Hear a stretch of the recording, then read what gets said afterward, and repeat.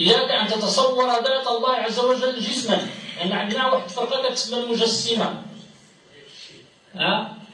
المجسمة، ومنهم الكرامية. تسمعوا هذه الفرقة الكرامية؟ هذا كله ما كيسمعوش الناس للأسف الشديد.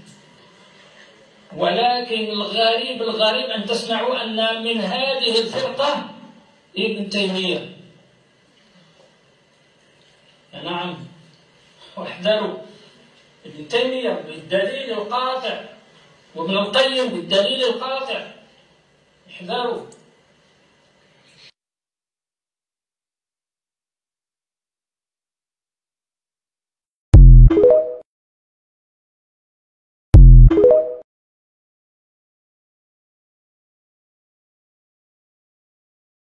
Assalamu alaikum wassalatu wassalamu ala rasulillah.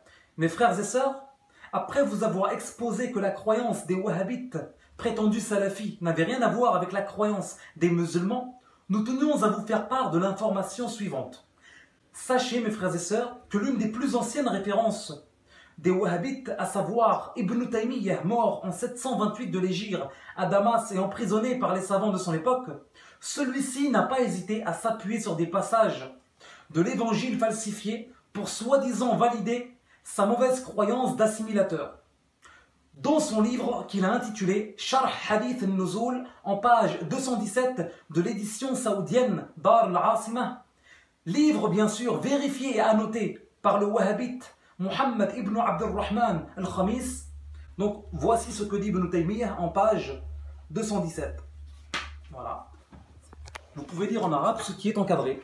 Et donc, Ibn Taymiyyah a dit, dans l'évangile, le Messie Isa alayhi salam a dit, ne jurez point par le ciel, il s'agit certes du kursi de Dieu. Et il a dit aux apôtres, si vous pardonnez aux hommes leurs fautes, alors votre Père qui est aux cieux vous pardonnera à tous. Regardez les oiseaux du ciel, ils ne sèment ni ne moissonnent, et ils n'amassent rien dans les greniers. Et votre Père qui est aux cieux les nourrit. Ne valez-vous pas beaucoup plus qu'eux? Et il y a de nombreuses preuves semblables dans le livre, à savoir dans l'évangile falsifié. Fin de citation. Et donc, le wahhabite Muhammad ibn Abdurrahman al-Khamis, donc dans les notes de bas de page, il dit très clairement, donc dans Mukhtalaf al-Hadith, dans l'évangile authentique, donc selon lui, tout ce que Ibn Taymiyyah cite, il prétend que cela vient de l'évangile authentique. Subhanallah. Conclusion, mes frères et sœurs, ici on voit clairement que Ibn Taymiyyah se sert donc des passages de l'évangile falsifié, ces passages qui accusent le prophète Isa, Jésus, d'utiliser les termes comme Père au sujet de Dieu, au sujet de Allah, et de considérer que Dieu habiterait les cieux. Le simple fait que Dieu est appelé Père dans ces passages aurait dû être suffisant pour Ibn Taymiyyah afin qu'il ne s'en serve pas. Et le fait d'attribuer à Dieu d'être dans les cieux, ceci est une grave erreur, car Dieu est le créateur des cieux, et ce sont les anges qui résident dans les cieux.